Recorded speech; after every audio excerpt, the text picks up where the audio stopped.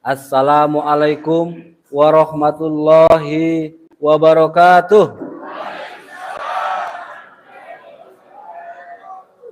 Alhamdulillahi rabbil alamin.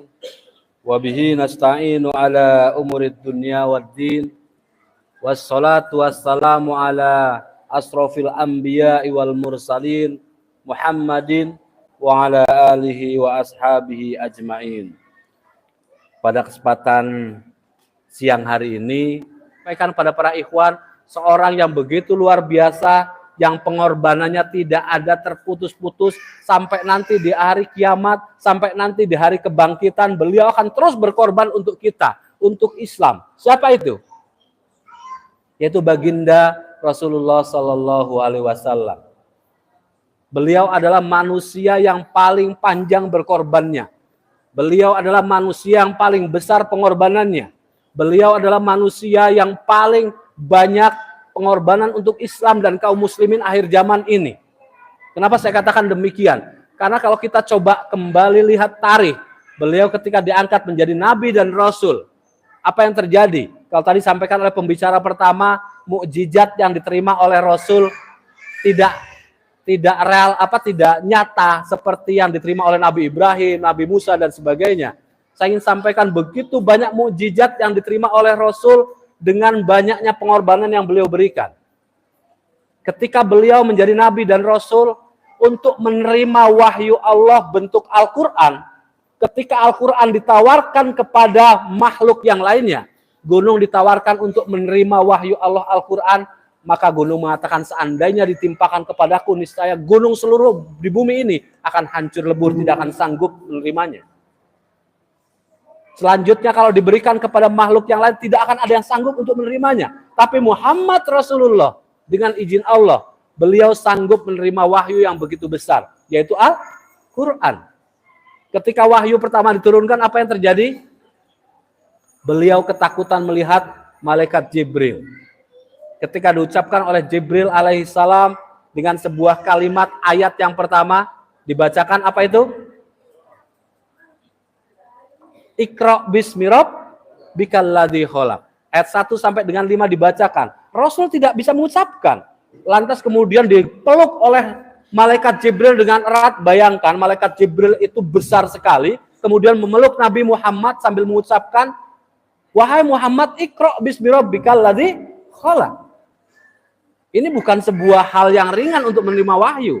Ini ujian besar, pengorbanan besar yang diterima oleh beliau. Tetapi beliau dengan izin Allah sanggup menerimanya.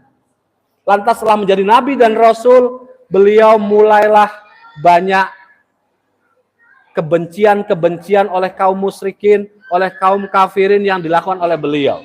Sebelumnya tidak ada sebuah intimidasi kepada baginda Rasul. Kenapa? Muhammad itu orang yang jujur. Betul nggak kira-kira? Muhammad itu punya julukan Al-Amin. Beliau orang yang jujur, beliau orang yang punya akhlak mulia, beliau yang punya perangai ganteng, kemudian beliau memiliki tata bicara yang bagus dan sebagainya. Semua diterima di masyarakat. Tetapi begitu Islam datang, kemudian beliau menerima wahyu Allah yang pertama, kemudian mulai menceritakan, mulai mendakwahkan Islam, barulah beliau mendapatkan banyak cercaan, makian, hinaan, dan sebagainya. Pada saat itulah dimulai pengorbanan demi pengorbanan yang beliau terima. Ketika beliau mendakwahkan Islam, apa yang dilakukan oleh saudara-saudara beliau, paman-paman beliau? Mulai mengintimidasi, mulai merencanakan hal jahat sampai dengan pembunuhan dan sebagainya. Ini diterima oleh beliau. Sampai-sampai satu ketika beliau hendak hijrah, dikepunglah oleh pemuda-pemuda tangguh, pilih tanding yang jago berantem, siap membunuh Rasul, mengelilingi rumahnya. Kemudian Ali bin Abi Thalib untuk menggantikan beliau tidur di tempat itu. Lantas pada saat itu baginda Rasul dengan izin Allah Subhanahu wa taala, seluruh pendekar-pendekar itu Allah cabut kekuatannya, yaitu hanya mata ditidurkan oleh Allah. Lantas beliau bisa pergi. Masih banyak lagi pengorbanan yang beliau lakukan untuk Islam dan juga kita semua. Ketika beliau dakwah ke Taif, dengan sebuah harapan di Taif adalah orang-orang yang akan menerima beliau, tapi ternyata faktanya apa? Faktanya adalah ketika beliau sampai di Taif, beliau dilempar batu, diusir, sampai dengan gigi beliau patah dan sebagainya. Darah beliau bercucuran. Pada saat itu lagi-lagi beliau berkorban untuk kita semua, untuk Islam. Apa yang beliau lakukan? Pada saat dalam kondisi gigi patah, berapa biji patah, darah menyucur, kemudian dia hadangi darah itu untuk tidak menetes ke bumi. Kenapa? Lantas ada seorang sahabat yang bertanya, wahai baginda Rasul, kenapa engkau adang darah itu untuk menetes ke tanah? Lantas beliau menyampaikan, kalian tidak mendengar malaikat yang menjaga gunung. Beliau menyampaikan, seandainya engkau izinkan wahai baginda Rasul, salah satu tetes darah itu menetes ke bumi, maka niscaya akan di bumi hanguskan seluruh masyarakat yang ada di Taif. Tapi beliau pada saat itu menjawab dengan sebuah kalimat, mungkin hari ini mereka tidak tahu tentang Islam, mungkin mereka tidak kenal dengan Islam, tapi suatu hari akan ada seorang wanita, laki-laki, kecil, besar, dan sebagainya akan berada dalam agama ini, yaitu Islam. Inilah pengorbanan beliau. Lantas kita tarik sampai dengan peperangan yang begitu banyak dan sebagainya, beliau terus ikut dalam perjuangan-perjuangan itu, dalam pengorbanan-pengorbanan itu, yang dimana beliau tidak pernah berhenti untuk berjuang, untuk berkorban untuk Islam. Dan saya akan coba singkat dalam konteks ini, para ikhwan dan akhwat sekalian, sampai dengan nanti ketika beliau menjelang wafat, apa yang terucap di bibir beliau? Apa yang terucap di bibir beliau? Ketika menjelang wafat beliau, yang terucap bukan istriku, bukan anakku, bukan saudara-saudaraku, tetapi yang terucap ketika hendak nyawa dicabut, beliau terucap dengan sebuah kalimat, ummati, ummati, ummati. Itu kalimat yang terucap, pengorbanan itu begitu panjang. Lantas ketika beliau sudah dalam kondisi sekarang di pembaringan keabadian, yaitu beliau ada di alam barzah. Nanti ketika terjadi yang namanya apa?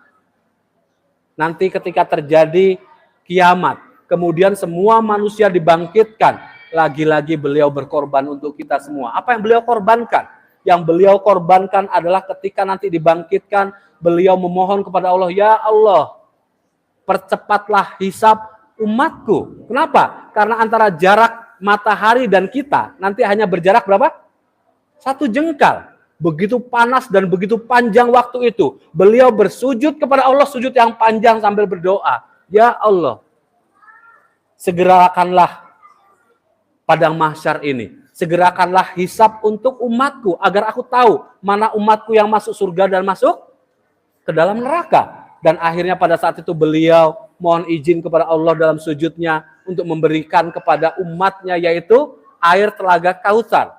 Supaya apa? Supaya kita tidak dahaga dan kita bisa tidak kepanasan dan sebagainya.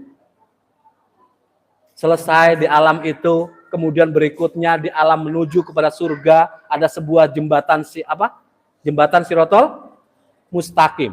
Lagi-lagi pada saat itu dari beberapa riwayat dikatakan jembatan itu hanya sebuah rambut yang dibelah menjadi 7. Bagi orang yang memiliki banyak pahala, maka akan dengan mudah melewati jembatan itu dan akan masuk ke dalam surga.